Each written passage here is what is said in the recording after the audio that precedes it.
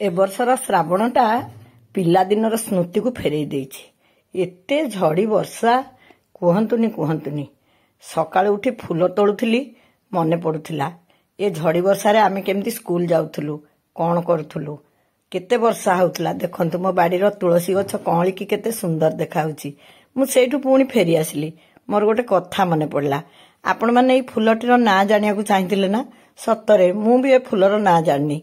तापरे आ गोटे असुविधा हला फूल गुड़िकर ना बेले बेले विभिन्न जगार विभिन्न प्रकार थाए। तेणु आकु कौन कुहा जाउछि मु भी सठिक भावे जानिनी। मो पूर्व वीडियो रे आपण माने चाहिथिले फूलटीर ना कहिबाकू। जेहेतु मु जानि नथिली मु भाबिली फूलर गछटी भल भाव आपण मानकु देखै देले निश्चित आपण मानक भितरु केही गोटे फूलर ना कहिबे। सेथिमे फूल तोली सारी पुणी फेरी आसी फूल गछर वीडियो करी आपण मानकु दउछि। आपण माने फूलर ना लिखिबे ता द्वारा जो माने जानि नाहंती एमिति कि मु भी तो जानिनी ना मु ए फूलटीर ना जानि परिबी। तापरे आज थिला गाई गाधुआ पाली। आज पाग टिके भल थिला तेणु मु सकाळु मनस्थ करथिले आज निश्चय गाई गाधेई देबी। गाई माने एते अपरिष्कार होउचंदी ए वर्षा झड़ी रे। जी गाई केबे न रखिथिबो बा गाई संस्पर्श रे आसी नथिबो सी केबे भी मो कथा को विश्वास भी करिवेनी। जहा भी हो फूल तोलिली गछटिक भी तो आपण मानकु बहुत भलरे देखै देली। आ फूल डाला थोई देई मु गुहाल को बाहरी गली। गुहाले शिव गोटे गाई दुही सारथिला मु आ गोटे गाई दुहिली। मु कहउथिली ना हमर गुहाल पाखरे आ गोटे बंदोबस्त होची गाई मानक पई। जेहेतु से कामटा संपूर्ण होई पारिनी मु आपण मानकु देखौनी। आमे बाहरे आ गोटे जगह प्रस्तुत करिचु काइना आम बिल तो स्मार्ट सिटी अंडर को चली गला। एडा आ गाई छाड़ीबा आम पई ठीक हबनी बा आईन सम्मत हबनी। आउ भी चरा काई जो छाड़ीबू से आईन कथा तेणिकी थाउ। सबुआड़े तो कंक्रीट जंगल हो गला घास कोठु मिलिबो जे गाई की छाड़ीबू। तेणु ए बाहरे आनिकी बांधिया पई एमती गोटे खोला जगह आमे प्रस्तुत करिचु। अन्य गाई सबको तड़ी देइथिलु काइना एबे दीटा गाई गाधेई दबा भी गोटे कष्टकर काम। शिव दीटा को गाई नै आइला मु कहली पाइप रे सीधा गाधेई देई हबनी काइना गोबर छड़ेबारे एते समय लागुची। पाइप रे केते पानी ताकू ओदा करिवु। प्रथमे गाई दीटा को बतुरेई दबाकू हेला आ तापरे ब्रश धरिकी आमे घसिलु। अनेक दिन हेलानी आपण माने गाई वीडियो देखिवा को चाहिथिले किंतु मु वीडियो न करिवार कारण ए वर्षा पचपच असुविधा बेले किए गोटे ठिया हेई पुणी वीडियो करिवो सेथिरे जतिकी समय जीवो बरं से अन्य काम करदेबा भल। आज शनिवार थिला तेणु घर को तरतर हेई फेरिबार किछि नथिला। सेकेंड सैटरडे जोगु पिला माने समस्ते आज स्कूल जिबार नथिला। तेणु बोहू माने तांगर घर संभाळले आ मु गाई गाधेई दे बोली निष्पत्ति नेइथिली। देखंतु आपण माने गाई की देखि भाबुथिबे बोधे को काळरू ए गाई की गाधेई दिया हेनी। प्रति सप्ताह रे निश्चय गोटे थर आ सुविधा हले 2 थर 3 थर आमे गाई को गाधेई दउ। किंतु एमाने कोन होउची जो नांगुड़ बाड़े की देखुनांती नांगुड़ बाड़े देला पुरा मो मुह सारा गोबर। बेले बेले विश्वास करेनी मो पाटी रे भी गोबर पसी जाए। कोन करिबा जो पशुजंतु रखिबे ताकू तो घृणा शून्य होइकी पालिया को पड़िबो ना। तापरे ता गोबर तो एमिति धर्मीय मतरे पवित्र बोली धरा जाए। आउ साधारण भाव रे भी देखिया को गले से जेते प्रकार गछ पत्र खाउची से गोबर जे आम पई किछि क्षति करिवो काइना सेइथरु तारी खाद्य रु तो क्षीर प्रस्तुत होउची आमे खाउचे। सेई जाबत मिठा तो सेई क्षीर दही छेनारू अमृत जहा को कहा जाए से सबु गाई ठु ही प्राप्त हुए। तेणु गाई को प्रति मो मनरे किछि भी घृणा भाव केबे भी नथिला। पिलाटी दिन मु गाई संस्पर्श रे सब बेले आसुथिली। आउ मोर सौभाग्य जे ये भी गाई को भल पांती। किंतु बेले बेले एते कष्ट होउची बस उठ हेकी सेमान को एमती घसा घसी करी गाधेई दबा ए सब बेले बेले एते कष्ट होउची जे आम भितर भी आमे बादानुवाद करूचु। बेले बेले भाबुचु गाई रखिबु बेले बेले भाबुचु रखिबुनी। देखंतु तार गोड़ हाथ से केमती देखौची मते।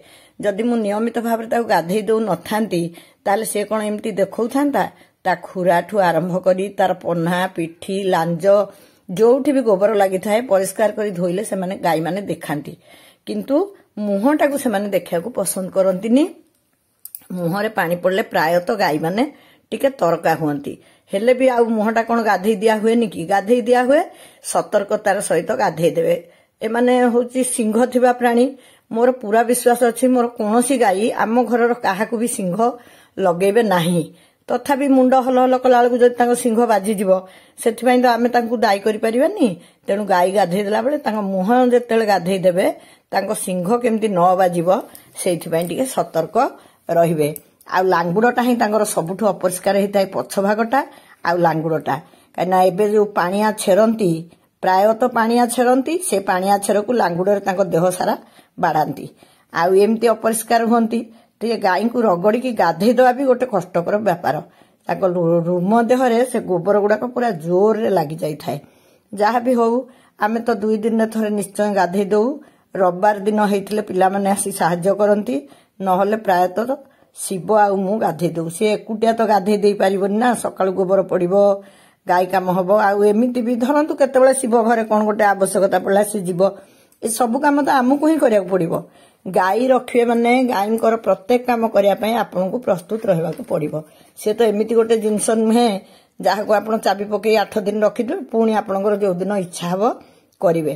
ମୁଁ ସବୁବେଳେ ଚାହେଁ ସମସ୍ତେ ଆମେ ଗାଈ ରଖିବା ଉଚିତ। ଆଜି ଯେତିକି ପରିଶ୍ରମ ମୁଁ କରିପାରୁଛି ହୁଏତ ଏଇଥିପାଇଁ ଯେ ମୁଁ ପିଲାଟି ଦିନୁ ମାନେ ଘର କ୍ଷୀର ଯୋଉଟା କି ପୁରା ଏକଦମ ପିଓର ନିଜ ଘରେ ପ୍ରାପ୍ତ ହେଉଥିବା କ୍ଷୀର ଖାଉଥିଲି। ଆଉ ଏଠି ଶାଶୁଘରକୁ ଆସିବାର 2-4 ବର୍ଷ ପରେ ହିଁ ଆମେ ଗାଈ ରଖିବା ଆରମ୍ଭ କରିଛୁ ଓ ଆଜି ପର୍ଯ୍ୟନ୍ତ ରଖିଛୁ। ତେଣୁ ଯଦି ବି ମୋର କିଛି ଶାରୀରିକ ସୁସ୍ଥତା ଅଛି ସେଇଟା ବି ଏଇ ମା ମାନଙ୍କର ଅବଦାନ ବୋଲି ମୁଁ ଭାବେ। ହେଲେ ବେଳେ ବେଳେ ମନ କ୍ଳାନ୍ତ ହେଇପଡୁଛି। ଗାଈ ରଖିବା ବହୁତ କଷ୍ଟ। ଯିଏ ବି ଆପଣ ମାନେ ଗାଈ ରଖନ୍ତୁ ବହୁତ ଭଲ, କିନ୍ତୁ ବହୁତ ଭାବି ଚିନ୍ତିକି ରଖିବେ। ଦେଖନ୍ତୁ ତା ମୁଣ୍ଡ, ମୁଁ ତା ମୁଣ୍ଡଟା ଜାଣି ଜାଣି ଦେଖେଇଲି ଯେ ଗୋଟେ ଗାଈର ସିଂହରେ ଆଉ ମୁଣ୍ଡରେ ଏତେ ଗୋବର ଲାଗିବ କେମିତି। ଆପଣ ମାନେ ସେଇଟା ଦେଖନ୍ତୁ ପ୍ରକୃତରେ କେମିତି ଲାଗିଛି କହିଲେ। ଖୁରା ଗୁଡାକ ତ ଅପରିଷ୍କାର ହେଇଛି। ସେ ଯେତେବେଳେ ଶୋଇଥାଏ, ବର୍ଷା ଦିନ ସାଧାରଣତଃ ମାଛି ଟିକେ ଅଧିକା ହନ୍ତି, ବେଳେ ବେଳେ ଡାଁସ ବି ପଶି ଆସନ୍ତି ଗୁହାଳ ଦେହକୁ। ଆମର ଅବଶ୍ୟ ସବୁବେଳେ ଧୂଆଁ ଦିଆ ହଉଛି, ତଥାପି ତା ଦେହ ଯେତେବେଳେ କୁଣ୍ଡେଇ କାଣ୍ଡେଇ ହୁଏ, ସେ ଶୋଇକି ସେ ଖୁରାରେ ଯୋଉ ଘଷେ ସେଇଥିରୁ ଗୋବର ଯାଇକିରି ତା ସିଂହରେ ଲାଗେ। ଏତେ ବହଳରେ ତା ସିଂହରେ ଗୋବର ଲାଗିଥିଲା। ମୁଁ ତାକୁ ଧରିକି ଘଷାଘଷି କଲି। ଆପଣମାନଙ୍କୁ ତ ମୁଁ ପ୍ରଥମରୁ କହିଛି, ସେ ମୁହଁ ପଟ ଗାଧୁଆ ପାଧୁଆ କଲାବେଳେ ଆପଣମାନେ ଟିକେ ସତର୍କ ରହିବେ। ଯିଏ ପୋଷା ଗାଈ ମାନେ ବହୁତ ବୁଝିପାରନ୍ତି, ପ୍ରତ୍ୟେକ ପଶୁ ବୁଝିପାରନ୍ତି ବୋଲି ମୁଁ ଭାବେ। ଯିଏ ପୋଷା ଗାଈ, ପୋଷା ଜନ୍ତୁ ସହଜେ କ୍ଷତି କରନ୍ତି ନାହିଁ। ତଥାପି ତାଙ୍କୁ ଯଦି ଜୋରରେ କଷ୍ଟ ହବ, ଧରନ୍ତୁ ସେ ମୁଣ୍ଡଟା ହଲେଇ ଦେବ, ହୁଏତ ମୋ ଦେହରେ ବି ବାଜି ଯାଇପାରେ ବା ମୁଁ କ୍ଷତାକ୍ତ ହେଇପାରେ। ତେଣୁ ସତର୍କ ରହିବେ। ଆଉ ଏଇ ଗାଈଟି ମୋତେ ସବୁଠୁ ବେଶୀ ଭଲ ପାଏ। ମୋ ପାଖରେ ମୁଁ ଯଦି ତା ପାଖରେ ଠିଆ ହେଇ ପଡ଼ିବି 2 ମିନିଟ୍, ସେ ମୋତେ ଚାଟିବାକୁ ଆରମ୍ଭ କରିବ। ଦେଖନ୍ତୁ ସେ ପଶୁଟିଏ ହେଲେ ବି ତାର ଗୋଟେ ଅଜାଗାରେ ଗୋଟେ ଘା ହେଇଥିଲା, ଯୋଉଟାକୁ ଆମେ ଦେଖିପାରିନଥିଲୁ। ଆମେ ଦେଖିଲା ବେଳକୁ ସେଥିରେ ପୋକ ହେଇଯାଇଥିଲା। ଆମେ ପଶୁ ଡାକ୍ତରଙ୍କୁ ଖବର ଦେଲା ବେଳକୁ ସିଏ ଅସୁସ୍ଥ ଥିଲେ, ସେ ସାଙ୍ଗେ ସାଙ୍ଗେ ଆସିଲେନି। 3-4 ଦିନ କାଳ ମୁଁ ନିଜେ ହାତରେ ତା ପୋକ ଫୋକ କାଢିକି ତା ଘା ସଫା କଲି। କିଏ କହିଲା ପଶୁ ମାନେ ବୁଝିପାରନ୍ତି ନାହିଁ। ତାପରଠୁ ସେ ମୋତେ ଏତେ ଭଲ ପାଏ, ମୁଁ ତା ପାଖରେ ଯେତିକି ଅଧିକ ସମୟ ଛିଡା ହେଇ ପଡିବି ସେ ମୋତେ ଚାଟିବ। ଆଉ ମୁଁ ଯଦି ଦୂରରେ ଠିଆ ହେଇଥିବି ସେ ମୋ କାନିକି କାମୁଡିକି ଭିଡିବ। ଏସବୁ କାମ ସାରିଲା ବେଳକୁ ମୋତେ ପ୍ରବଳ ଭୋକ ହଉଥିଲା। ଗାଈ ଗାଧେଇକିରି ଯେତିକି ଗୋବର ମୋବର ଲାଗିଥିଲା, ମୁଁ ଭଲରେ ଗାଧେଇ ପାଧେଇ ଆସି ଜୋରଦାର ଗୋଟେ ଜଳଖିଆ ଖାଇ